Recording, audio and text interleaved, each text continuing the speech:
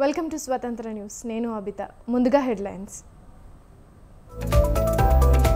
కాకినాడ జిల్లాలో జగన్ బస్సు యాత్ర, సాయంత్రం బహిరంగ సభ.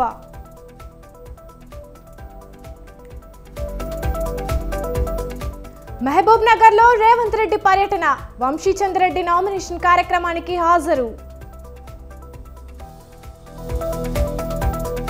రాష్ట్రంలో పవర్ కట్స్ లేవు, విద్యుత్ పై తప్పుడు ప్రచారం చేయొద్దన్న బట్టి.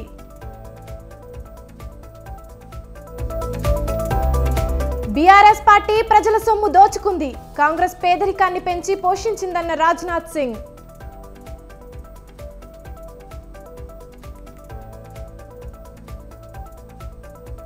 రాధాకిషన్ రావుపై మరో కేసు నమోదు, బెదిరించి ఇల్లు రాయించుకున్నాడన్న వ్యక్తి ఫిర్యాదు.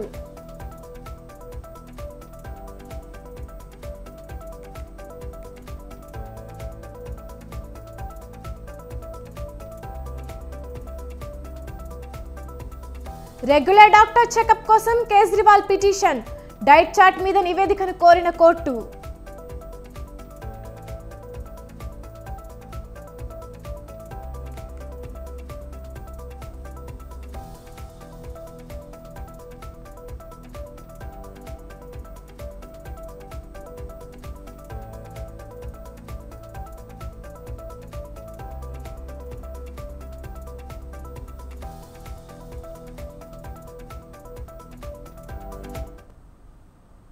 లోక్సభ ఎన్నికల నేపథ్యంలో పలువురు అభ్యర్థులు నామినేషన్లు దాఖలు చేస్తున్నారు. మహబూబ్ నగర్ కాంగ్రెస్ ఎంపీ అభ్యర్థిగా వంశీచంద్రెడ్డి నామినేషన్ వేసేందుకు బయలుదేరారు. ఈ సందర్భంగా నిర్వహించిన ర్యాలీలో ఆయనతో పాటు సీఎం రేవంత్ రెడ్డి పాల్గొన్నారు. దారి పొడవునా ప్రజలకు అభివాదం చేస్తూ వారు ముందుకు సాగారు. కార్యక్రమంలో ప్రజలు, పార్టీ నేతలు, కార్యకర్తలు పాల్గొన్నారు. ఇప్పుడు రేవంత్ రెడ్డి మాట్లాడుతున్నారు. లైవ్ లో చూద్దాం. మంత్రి పదవి ఇవ్వడానికే ఎన్నోసార్లు మీన మేషాలు లెక్కబెట్టారు. ఆనాడు తెలంగాణ రాష్ట్ర సాధన కోసం డాక్టర్ జిల్లాలో చిన్నారెడ్డి మొదలుపెట్టిన తెలంగాణ ఉద్యమకారుడు తెలంగాణ రాష్ట్రం వచ్చినాక కూడా చానేళ్ళు మంత్రి పదవి ఇయ్యలే. కానీ ఇవాళ ప్లానింగ్ కమిషన్ వైస్ చైర్మన్గా మనం ఇచ్చి వారిని గౌరవించి ప్రభుత్వంలో భాగస్వాములను చేసినాం. ఓబేదుల్లా కోత్వాల్ది మైనారిటీ కమిషన్ చైర్మన్గా ఈరోజు ఒక మైనారిటీ సోదరునికి ఇవాళ అవకాశం ఇచ్చినాం. ఇదే కాదు, రేపు పార్లమెంట్ ఎన్నికల తర్వాత ముదిరాజు బిడ్డను మంత్రిని చేస్తామని మాటిచ్చి 15 ఆగస్టు లోపల మంత్రిని చేసే బాధ్యత మేము తీసుకుంటాం. ఇదే కాదు, ఇవాళ మిత్రులారా 30 ఏళ్ల నుంచి నానుతున్న సమస్య మాదిగల వర్గీకరణ. మాదిగ ఉపకులాల వర్గీకరణ కోసం పార్లమెంటులో కాదు సుప్రీంకోర్టులో కొట్లాడి వర్గీకరణను సాధించే బాధ్యత నాది, మా మిత్రుడు సంపత్ కుమార్ అని చెప్పి నేను ఈరోజు చెప్పదలుచుకున్నా. ఆనాడు నేను సంపత్ కొట్లాడితేనే శాసనసభలో చంద్రశేఖరరావు ఏకగ్రీవ తీర్మానం చేసిండు. మళ్ళా అఖిల పక్షాన్ని ఢిల్లీకి తీసుకెళ్తాడు. 10 ఏళ్ళైనా తీసుకెళ్ళారు. ఇవాళ కొంతమంది మిత్రుల అవసరానికో రాజకీయ పరిస్థితిలో కొంతమందికి వంతబాడుతున్నారు, కొంతమందికి గొడుగుగా మారినారు. నేను వాళ్ళని తప్పు పట్టదలుచుకోలే. కానీ మా మాదిగ బిడ్డలకు నేను మాట ఇయ్యదలుచుకున్నా. 30 ఏళ్ళ మీ పోరాటానికి శాశ్వతంగా ఈ సమస్యకు పరిష్కారం చూపించే బాధ్యత నాది, మా మిత్రుడు సంపత్ కుమార్ది, పెద్దలు దామోదర రాజనరసింహ గారిది. ఇక మీరు కొట్లాడాల్సిన అవసరం లేకుండా మీ తరఫున తెలంగాణ రాష్ట్ర ప్రభుత్వమే కొట్లాడుతుంది. అది పార్లమెంట్లో అయినా, అది సుప్రీంకోర్టులో అయినా. మరి ఇన్ని పనులు నేను చెయ్యాలంటే ముదిరాజుల వర్గీకరణ డి గ్రూప్ నుంచి ఏ గ్రూపుకు మారవాలన్నా, మాదిగల ఏబిసిడి వర్గీకరణ చేయాలన్నా, పాలమూరు రంగారెడ్డి ఎత్తిపోతల పథకానికి జాతీయ ప్రాజెక్టు తేవాలన్నా, పాలమూరు పరిశ్రమలు రావాలన్నా, పాలమూరు యూనివర్సిటీలో అధ్యాపకుల నియామకాలు జరగాలన్నా, ఈ ప్రాంతం అభివృద్ధి జరగాలి అనంటే ఈ జిల్లాలో ఉన్న 2 పార్లమెంట్లు గెలిపించి నాకు ఇవ్వండి. మీరు అనుకుంటే ఇది అసాధ్యం కాదు. నేనేమి ఆకాశంలో ఉన్న చందమామని అడుగుతలేను, అసాధ్యమైందని నేను అడుగుతలేను. మీ ఆస్తులు అంతస్తులు నేను అడగడం లేదు. ఇన్నేళ్ళు ఎవరెవరికో ఓట్లేసారు, ఎవడెవడో రాజ్యం వెళ్ళిండు, ఎవరి దగ్గరనో పోయి అయ్యా దేహి అని అడుక్కునే పరిస్థితి పాలమూరుకు తెచ్చిండ్రు. ఇవాళ నేను అడుగుతున్న మీ బిడ్డగా ఇక్కడనే పుట్టినా ఇక్కడనే పెరిగినా రేపు పోయినా ఈ మట్టిలో కలిసే మీ బిడ్డగా నల్లమల అడవుల బిడ్డగా నల్లమల నుంచి వచ్చిన నేను ఈ నేల ఈ గాలి ఈ నీరు నాది మనది మనందరిది. నాకున్న బాధ నాకున్న దుఃఖం ఎవరికైనా ఉంటుందా ఈ జిల్లా పట్ల? మీరు ఒక్కసారి ఆలోచన చేయండి. ఎన్నడైనా ఎంతెత్తుకు ఎదిగినా ఢిల్లీకి రాజైనా తల్లికి బిడ్డ అన్నట్టే నేను ఈ పాలమూరు బిడ్డను, ఈ పాలమూరును అభివృద్ధి చేసే బాధ్యత నాది. మరి నా తరఫున మీ తరఫున ఢిల్లీలో నేను చెప్పిన పనులు చక్కదిద్దనికే నాకు సొంత మనుషులు కావాలి కదా, మన వాళ్ళు కావాలి కదా. మట్టి పోయినా ఇంటోడే పోవాలని పెద్దలు చెప్పారు. మరి ఇంత పెద్ద సమస్యల్ని పరిష్కరించాలంటే పార్లమెంటులో మన బిడ్డ మన ప్రభుత్వం చెప్పినట్టు పనిచేసే వాళ్ళు కావాలా వద్దా ఒకసారి ఆలోచన చేయండి. ఇవాళ ప్రభుత్వం మనది, ఇంకా 4.5 ఏళ్ళు మనం ఉంటాం. ఇవాళ పేదలకు పెన్షన్లు ఇవ్వాలన్నా, నిరుపేదలకు ఇందిరమ్మ ఇల్లు ఇవ్వాలన్నా, చదువుకున్న పిల్లలకు ఉద్యోగాలు ఇవ్వాలన్నా, ఈ ప్రాంతంలో పెట్టుబడులు తేవాలన్నా ఈ ప్రభుత్వానికి అనుకూలంగా ఉన్నప్పుడే, ఈ ప్రభుత్వానికి అనుకూలంగా ఈ 2 పార్లమెంట్లో తెలంగాణలో 14 సీట్లు గెలిపించినప్పుడే కదా ప్రయోజనం ఉంటుంది. ఇవాళ అధికారం మన చేతులుంది, ప్రభుత్వం మన దగ్గర ఉంది. మన శత్రువు చేతుల కత్తి పెడితే వాడు పక్వాన్ని పొడవాడు, మళ్ళీ మనల్నే పడుతాడు, మన కడుపులనే పొడుస్తాడు. అరుణమ్మ మోడీ ప్రభుత్వంలో చేరింది. కేసీఆర్ దగ్గర చాలా మంది తాబేదారులు ఉన్నారు. 10 ఏళ్ల నుంచి కేసీఆర్ ముఖ్యమంత్రిగా ఉండే కదా మొన్నటి వరకు. ఈ 10 ఏళ్ళు నరేంద్ర మోడీ ప్రధానమంత్రిగా ఉండే కదా. మరి ఈ మొనగాళ్ళు వాళ్ళ దగ్గరికి పోయి మన పాలమూరుకు 10 పైసలైనా తెచ్చిర్రా, పాలమూరు రంగారెడ్డి ఎత్తిపోతల పథకానికి జాతీయ ప్రాజెక్టు తెచ్చిండ్రా? అది మాత్రం తెలియలేదు అరుణమ్మ, కానీ ఆమె మాత్రం జాతీయ ఉపాధ్యక్షురాలు పోస్టు తెచ్చుకున్నది. రేపు అరుణమ్మ గెలిస్తే గడిలో ఉన్న వాళ్ళ బంధువులకు మేలవుతుంది, పదవులు వచ్చిన ఆమె కుటుంబానికి మేలవుతుంది తప్ప పాలమూరుకి ఏం న్యాయం జరుగుద్దో మీరు ఒక్కసారి ఆలోచన చెయ్యండి. అందుకే ఇవాళ మిత్రులారా, వాళ్ళిద్దరు కలిసి ఒక ఆయన 10 ఏళ్ళు ముఖ్యమంత్రి ఉన్నాడు, ఇంకొక ఆయన 10 ఏళ్ళు ప్రధానమంత్రిగా ఉన్నాడు.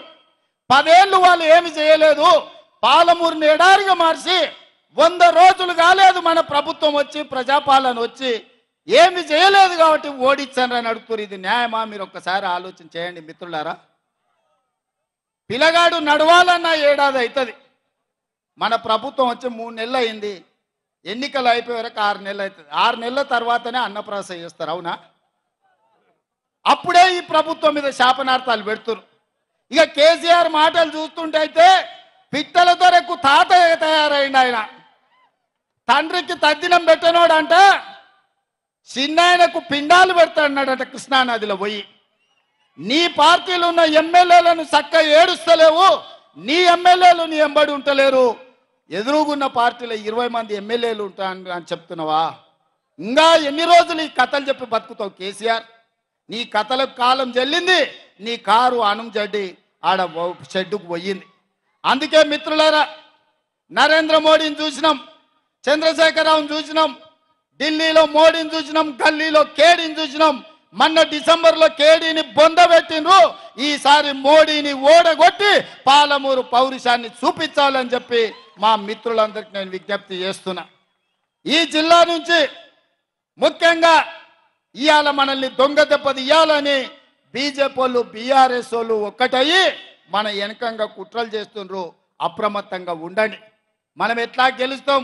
7 మంది ఎమ్మెల్యేలు ఉన్నారు, జిల్లాలో 12 మంది ఎమ్మెల్యేలు ఉన్నారు, మా సారే ముఖ్యమంత్రి ఉన్నాడు, మా అన్న ఏదంటే చేస్తాడని మన పిల్లలకినా ఊకున్నారనుకో తాబేలు కుందేలు కథ అవుతుంది. కుందేలు లెస్స ఉరుకుతుందా అని తాబేలుతో పోటీ పెడితే కుందేలు పోయి మంచిగా చెట్టు నీడ చూసుకొని నిద్రపోయిందంట. తాబేలు ఆగకుండా నడుచుకుంటా ముందరికి పోయి తాబేలు గెలిచిందని చెప్పారట. ఇవాళ మా కాంగ్రెస్ పార్టీ కార్యకర్తలకు కూడా నా విజ్ఞప్తి ఒక్కటే, మనం ఉరకాల్సిన పని లేదు. మనల్ని నడిస్తే కూడా మనల్ని వీకెటోడే ఈ రాష్ట్రంలో లేడని నేను చెప్పదలుచుకున్నా. గల్లీలుండే కేడీ వచ్చినా, ఢిల్లీ నుంచి మోడీ వచ్చినా, ఈ గడ్డ మనది, ఈ అడ్డ మనది, ఈ అడ్డ మీద 3 రంగుల జెండా ఎగరేసే మొనగాళ్ళు మనోళ్ళు అని చెప్పి నేను స్పష్టంగా చెప్పదలుచుకున్నా. అందుకే ఇవాళ దేశంలో ఎక్కడి నుంచైనా మన రాష్ట్రానికి పిలుపు వస్తుంది. నిన్న కేరళ పోయినా, రేపు కర్ణాటక పోతున్నా, ఎల్లుండి మహారాష్ట్ర పోతున్నా, ఏడికి పోయినా నేను చెప్పేది ఒకటే మాట, నా అడ్డ నా గడ్డ పాలమూరు బిడ్డ. మేము ఆనాడు పట్ట పనికో పార పనికో మట్టి పనికో వలసలు కాదు, ఇవాళ నాయకులమై మీ ప్రాంతానికి వచ్చినాం. ఇవాళ నాయకులమై రాష్ట్రంలోనే కాదు దేశంలోనే మా గౌరవాన్ని తలెత్తుకునేటట్టు చేసినామని చెప్పి ఇవాళ మన పౌరుషాన్ని మనం ప్రదర్శిస్తున్నాం మిత్రులారా. అందుకే సోదరులారా, నా తెలుసు మీ కడుపులో ఆకలి అవుతుంది, మంటలేస్తుంది, నెత్తి మీద మాడ వలిగినట్టు ఉంది. అయినా ఈ ఆనందంలో ఇన్ని వేలాది మంది మెట్టుగడ్డ నుంచి గడియారం చౌరస్తా వరకు కిలోమీటర్ల కొద్ది నడిచి ఇవాళ కాంగ్రెస్ గెలిపిస్తామని చెప్పి మీరు అండగా నిలబడ్డందుకు మీకందరికీ మనస్ఫూర్తిగా ధన్యవాదాలు తెలియజేస్తున్నా.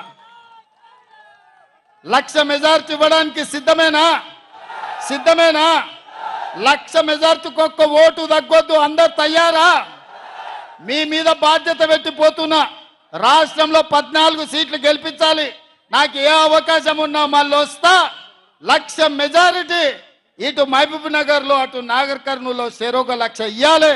మా డాక్టర్ ఎక్కడ మల్లురవి గారు, మా మల్లురవి గారిని, మా వంశీచంద్రెడ్డి గారిని గెలిపించాల్సిందిగా కోరుకుంటూ మీ అందరి దగ్గర సెలవు తీసుకుంటా. జై కాంగ్రెస్, జై జై కాంగ్రెస్. హస్తం గుర్తుకే, హస్తం గుర్తుకే. ధన్యవాదాలు సోదరులారా. బీజేపీ ప్రభుత్వంలో ఒక్క రూపాయి అవినీతి లేదని రక్షణ మంత్రి రాజ్నాథ్ సింగ్ అన్నారు. కిషన్ రెడ్డి ఎంపీ అయ్యాక సికింద్రాబాద్ ఎలా డెవలప్మెంట్ అయ్యిందో చూస్తున్నామని తెలిపారు. కేంద్ర మంత్రి కిషన్ రెడ్డి నామినేషన్ సందర్భంగా నిర్వహించిన సభలో రాజ్నాథ్ పాల్గొన్నారు. కిషన్ రెడ్డి అందరిలా కాదు, ఆయన అవినీతి నాయకుడు కాదని రాజ్నాథ్ అన్నారు. తెలంగాణ కోసం అనేక మంది చనిపోయారని గుర్తు చేశారు. రాష్ట్రం వచ్చాక బీఆర్ఎస్ ప్రభుత్వం వచ్చిందన్నారు. బీఆర్ఎస్ రాష్ట్రాన్ని దోచుకుందన్నారు. రాష్ట్రం కోసం బలిదానాలు చేసిన వారి ఆత్మలు శాంతించలేదన్నారు. బీజేపీ ప్రభుత్వంలో ఒక్క రూపాయి అవినీతి లేదన్నారు.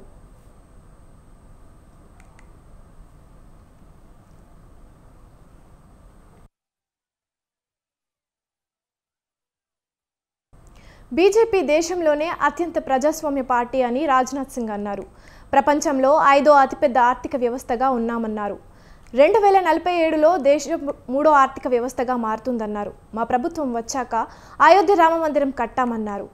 ప్రపంచంలో ఎక్కడా లేనంతగా దేశంలో డిజిటల్ ట్రాన్సాక్షన్స్ తీసుకొచ్చామని చెప్పారు.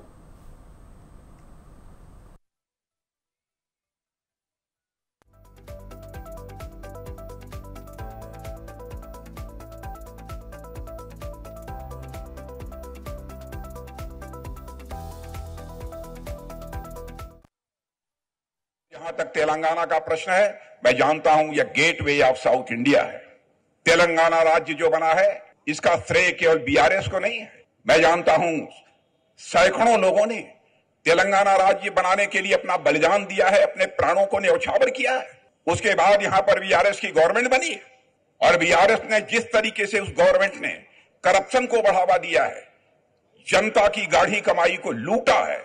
बहनों भाइयों, जिन लोगों ने तेलंगाना राज्य बनाने के लिए बलिदान दिया है उनकी आत्मा उन्हें कभी माफ नहीं करेगी। क्या कारण है? कांग्रेस हो, भारतीय ये बीआरएस हो, ये लोग जब गवर्नमेंट बनाते हैं इन लोगों के ऊपर करप्शन के चार्जेस लग जाते हैं। कांग्रेस के बारे में भी आपने देखा होगा, जब जब सेंटर में कांग्रेस की गवर्नमेंट बनी है उन लोगों के ऊपर करप्शन के सीरियस चार्जेस लगे, यहां तक कि उनके मैं आज कह रहा हूं कि कांग्रेस अब पूरी तरह से आउटडेटेड हो चुकी है। कांग्रेस पार्टी हिंदुस्तान की राजनीति से लगातार समाप्त होती जा रही है और इस कांग्रेस ने बराबर अपीजमेंट की पॉलिसी की है, तुष्टीकरण की राजनीति की है। मेरे बहनों भाइयों, जब भी कांग्रेस की गवर्नमेंट बनी है, चाहे नेहरू जी रहे हों, चाहे इंदिरा जी रही हों, राहुल जी रहे हों, बराबर इन लोगों ने कहा कि हम देश की जनता को गरीबी से बाहर करेंगे। देश की जनता को गरीबी से बाहर नहीं कर पाए, देश की गरीबी नहीं समाप्त हो गई। बराबर कांग्रेस ने वादा किया है, हम आएंगे पार्लियामेंट में, असेंबली में महिलाओं को हम 33% का रिजर्वेशन देंगे। इस काम को 30 वर्षों तक वह नहीं कर पाए। पहली बार नारी शक्ति बंधन अधिनियम के माध्यम से माताओं बहनों को संसद के अंदर और साथ ही साथ असेंबलीज में మీట్ ది ప్రెస్లో తెలంగాణ డిప్యూటీ సీఎం బట్టి విక్రమార్క కీలక వ్యాఖ్యలు చేశారు. ప్రజలను ఆందోళన కలిగించే ప్రచారం చేయడం సరికాదని బీఆర్ఎస్పై మండిపడ్డారు. ఖజానాలో 7,000 కోట్ల బ్యాలెన్స్ ఉందని బీఆర్ఎస్ ప్రచారం చేస్తోందని ఆగ్రహం వ్యక్తం చేశారు. కానీ అందులో 3,960 కోట్లు మాత్రమే ఉందన్నారు. 7,000 కోట్లు ఎవరి అకౌంట్లోకి పోయాయని విమర్శించారు. 4 నెలల్లో 26,000 కోట్ల అప్పు కట్టామన్నారు. రాష్ట్ర ఆర్థిక పరిస్థితిపై చర్చించడానికి తాను సిద్ధమన్నారు బట్టి. వాస్తవాలను కప్పిపుచ్చి తప్పుడు ప్రచారం చేస్తున్నారని ఫైర్ అయ్యారు. ప్రభుత్వం ఏర్పడితే రాష్ట్రం అంతా చీకట్లో ఉంటుంది. ఈ ప్రభుత్వం రాగానే కరెంట్ కట్లు ఎక్కువైపోతుంది, కరెంట్ ప్రొడక్షన్ ఇవ్వలేకపోతున్నారు, సరఫరా చేయలేకపోతున్నారు అనే ప్రచారం కూడా జరుగుతుంది సోషల్ మీడియా. ప్రజల్ని ఆందోళనకరమైనటువంటి పరిస్థితుల్లో నెట్టేటువంటి ప్రచారం కూడా మంచిది కాదు. అసలు పవర్ ఈ రాష్ట్రంలో ఉన్నదేమనేటువంటి ప్రచారం జరిగితే ప్రొడక్షన్ కూడా చేద్దామని చెప్పే ఇండస్ట్రీస్ కూడా ఆలోచనలో పడి ప్రొడక్షన్ తగ్గించడం కోసం ఇండస్ట్రీస్ని మూసేసే ప్రమాదం కూడా ఉంది. తద్వారా రాష్ట్రానికి పెద్ద ఎత్తున నష్టం జరిగే ప్రమాదం ఉంది. జిఎస్డిపికి నష్టం జరిగే ప్రమాదం. ఇది ప్రజలందరికీ జరిగే నష్టం. సో ఇవన్నీ కూడా ప్రజలకు తెలియాలనేటువంటి ఆలోచనతోనే కొద్దిమంది పెద్దలు బయట జరిగినటువంటి ప్రచారంలో మేము రైతు బంధు ఇవ్వటానికి ఒక 7,000 కోట్ల రూపాయలని పోగేసి అక్కడ పెట్టి పంచుదామనే టైంలో ఎలక్షన్ కమిషన్ వాళ్ళు మాకు పర్మిషన్ ఇవ్వలేదు, కానీ ఆ డబ్బులు అట్లాగే పెట్టి ఉంచాము. ఈ వచ్చిన ప్రభుత్వం ఆ 7,000 కోట్లు ఏం చేసింది, పంచలేదు, గాలికి వాడుకున్నారని చెప్పేటువంటి ప్రచారం జరుగుతూ ఉంది. నిజంగా మీరు 7,000 కోట్లు అట్లా బ్యాలెన్స్ ఉంచి ఉండుంటే రాష్ట్ర ప్రభుత్వానికి సంబంధించిన ఖజానాన్ని మెయింటైన్ చేసేది మొత్తం కూడా ఆర్బీఐ. నేను ఆర్బీఐ స్టేట్మెంట్ తీసుకొని వచ్చాను. ఆనాడు బ్యాంకులో ఉన్నటువంటి బ్యాలెన్స్ మైనస్లో 3,960 కోట్లలో మీరు మాకు ఈ రాష్ట్రాన్ని అప్పచెప్పారు. మరి మీరు చెప్పినట్టు ఆ 7,000 కోట్లు మీరు తిన్నారా? ఎవరు అకౌంట్లోకి పోయినట్టు? ఇది వాస్తవ పరిస్థితి. కాంగ్రెస్ ప్రభుత్వం ఏర్పడితే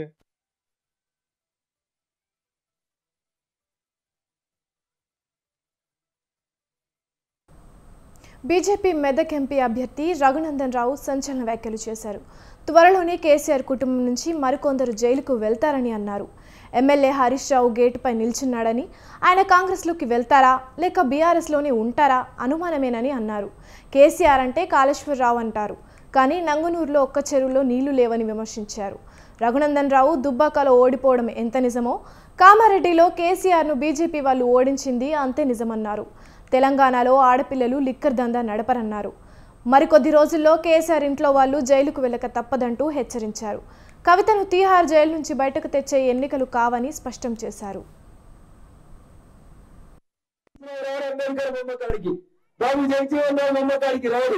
ఎవరు లేకపోతే వెనుక 2 ముంగట 2 జీబులు పెట్టుకొని వచ్చి మస్తు ముచ్చటైపోతాడు. బాగున్నావా బిడ్డ అని విజయం మీద చెయ్యెత్తాడు, పొట్టుకొని పోలీస్ స్టేషన్ కు పంపిస్తాడు ఎవరైనా గట్టిగా మాట్లాడితే. ఇది హరీష్ రావు గారు నైజం. అలా మీరు బాగా ఆలోచించాలి. మా హరీష్ అన్న ఏమనుకుంటాడో పువ్వుకెత్తే ఏమనుకోడు మీ హరీష్ అన్న. హరీష్ అన్ననే అల్లు ఉండాలా వదులుకోవాలని ఆలోచిస్తున్నాడు. ఏరు దాటింది, మామ పని అయిపోయింది, మరుగలు పోయింది, బామ్మని రేపోయింది, రేపనికి రెడీ అవుతున్నాడు.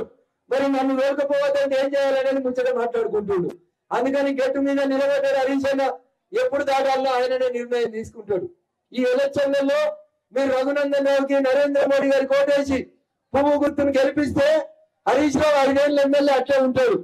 కానీ అల్లు ఉంటాడో వెళ్ళకపోతాడనే తర్వాత మాట్లాడుకుందాం, కానీ ఆయన ఎమ్మెల్యే పదవి రాదు. అడిగేటోడు ఉంటే హరీష్ రావు రాడు అంబేద్కర్ బొమ్మ కాడికి, బాబు జగజీవన్ రావు బొమ్మ కాడికి రాడు. ఎవరు లేక బీఆర్ఎస్ నేతల సమావేశంలో కేసీఆర్ కీలక వ్యాఖ్యలు చేశారు. పార్లమెంట్ ఎన్నికల తర్వాత కాంగ్రెస్ ప్రభుత్వం ఇబ్బందుల్లో పడుతుందా? కాంగ్రెస్ ఎమ్మెల్యేలు కేసీఆర్తో టచ్లో ఉన్నారా? కవిత అరెస్టుపై గులాబీ బాస్ ఏమంటున్నారు? Watch the story.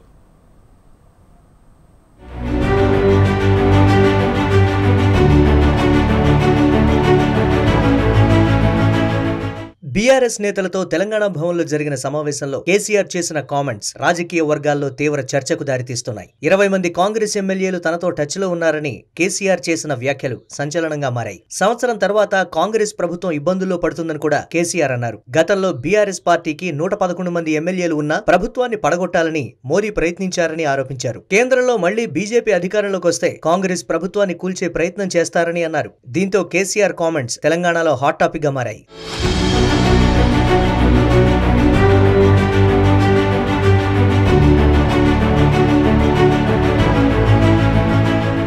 మరోవైపు తన కుమార్తె ఎమ్మెల్సీ కల్వకుంట్ల కవిత అరెస్టుపై కేసీఆర్ స్పందించారు. కవిత అరెస్టు ముమ్మాటికి అక్రమమే అన్నారు. మద్యం పాలసీ కుంభకోణంలో ఎలాంటి ఆధారాలు లేకుండానే అరెస్టు చేశారని విమర్శించారు. బిఎల్ సంతోష్ తమ ప్రభుత్వాన్ని కూల్చే ప్రయత్నం చేశారని ఆరోపించారు. దీంతో తాము బిఎల్ సంతోష్ పై కేసు నమోదు చేసి నోటీసులు పంపించామన్నారు. అందుకే కవితను మద్యం కేసులో కుట్రపూరితంగా ఇరికించారని ఆగ్రహం వ్యక్తం చేశారు.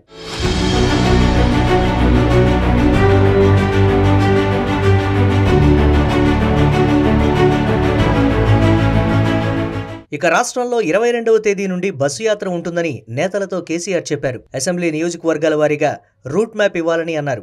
జిల్లాల్లో నైట్ హాల్ట్ సైతం ఉంటానని తెలిపారు. వరంగల్, ఖమ్మం, మహబూబ్ నగర్, సిద్దిపేట ప్రాంతాల్లో బహిరంగ సభలుంటాయని చెప్పుకొచ్చారు. ఒక్కో లోక్సభ నియోజకవర్గం పరిధిలో 2-3 అసెంబ్లీ నియోజకవర్గాల్లో రోడ్ షోలు ఉండేలా ప్లాన్ చేయాలని సూచించారు. కాంగ్రెస్ పార్టీ ఇస్తామన్న 500 రూపాయల బోనస్ ఇచ్చే వరకు రైతుల వద్దకు వెళ్లడంతో పాటు కల్లాల్లో నిరసనలు చేసే విధంగా నేతలు ఏర్పాట్లు చేసుకోవాలని సూచించారు.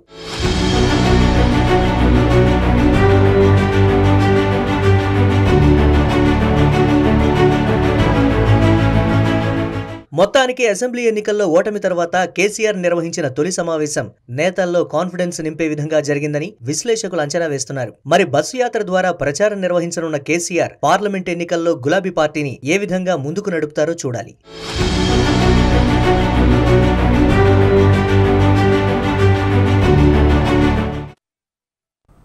చంద్రబాబు సీఎం అయితేనే రాష్ట్ర భవిష్యత్తు బాగుంటుందని ఆయన సతీమణి నారా భువనేశ్వరి అన్నారు. చంద్రబాబు ఏపీని దేశంలోనే నెంబర్ 1 స్థానంలో నిలబెట్టాలని చూశారని చెప్పారు.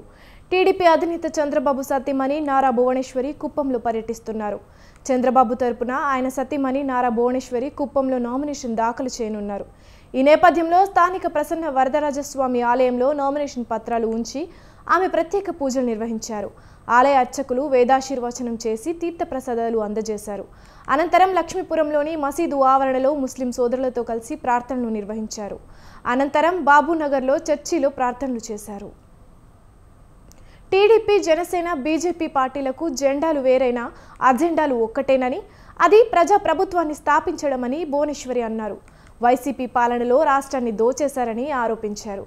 వైసీపీ నేతల దోపిడీకి అడ్డుపడిన టీడీపీ కార్యకర్తలను దారుణంగా చంపేశారని మండిపడ్డారు. వైసీపీ పాలనలో మహిళలకు రక్షణ లేదన్నారు.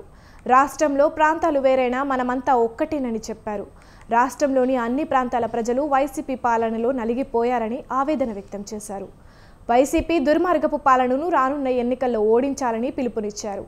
ఓటు అనే ఆయుధంతో రాక్షస పాలనను గద్దె దించాలని భువనేశ్వరి అన్నారు.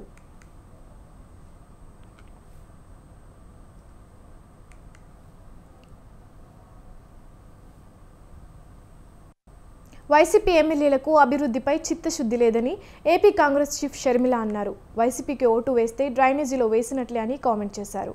కర్నూలు జిల్లా ఆలూరులో రోడ్ షో నిర్వహించిన షర్మిల కార్మిక శాఖ మంత్రిగా గుమ్మనూరు ఒక్క ఉద్యోగమైనా ఇచ్చారా అని ప్రశ్నించారు. వేదవతి ప్రాజెక్టు పూర్తి చేస్తానని జగన్ ఇచ్చిన హామీ ఏమైందని నిలదీశారు.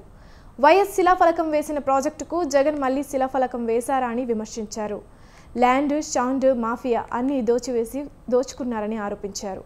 కాంగ్రెస్తోనే రాష్ట్ర అభివృద్ధి సాధ్యమని షర్మిల చెప్పారు. మన రాష్ట్రం ఏర్పడ్డాక చంద్రబాబు గారు ముఖ్యమంత్రి, ఇప్పుడు 5 సంవత్సరాలు జగన్మోహన్ రెడ్డి గారు ముఖ్యమంత్రి. ఈ 10 సంవత్సరాలలో మనకు ప్రత్యేక హోదా 10 సంవత్సరాల కింద వచ్చి ఉండాల్సింది. వచ్చిందా? చంద్రబాబు గారు వాళ్ళ చేతనైందా ప్రత్యేక హోదా తేవడం? జగన్మోహన్ రెడ్డి గారి వాళ్ళ చేతనైందా ప్రత్యేక హోదా తేవడం? చంద్రబాబు గారి వాళ్ళ చేతనైందా ఒక రాజధాని కట్టడం? జగన్మోహన్ రెడ్డి గారి వాళ్ళ చేతనైందా ఒక రాజధాని కట్టడం? కనీస ప్రత్యేక హోదా వస్తే ఒక్కొక్క నియోజకవర్గానికి 100 పరిశ్రమలు వచ్చేవి. అంటే ఎంత అభివృద్ధి జరిగేది, మన బిడ్డలకు ఎన్ని ఉద్యోగాలు వచ్చేవి.